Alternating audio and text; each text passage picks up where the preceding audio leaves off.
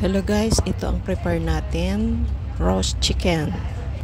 So, i-oven ko na ito. So, ito na po siya. Naka-oven na. At luto na.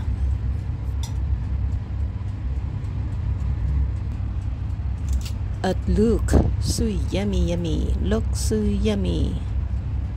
Ang gandang kulay, ano? Ang ganda ng kulay. At ito naman po ang sabaw na ginawa ko. Corn carrot soup.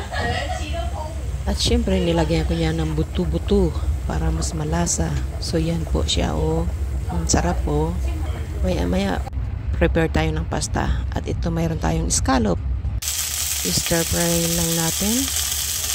At halo natin ito ng squid. O so yan po, oh.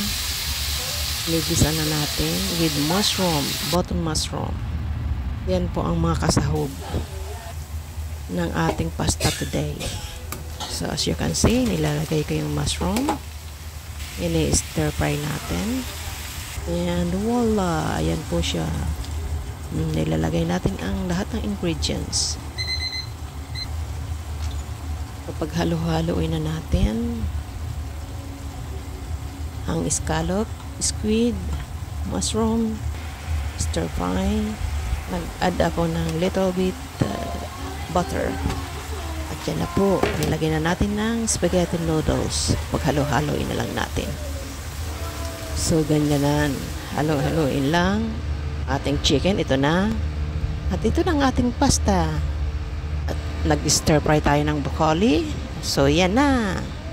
Ang ating simple dinner.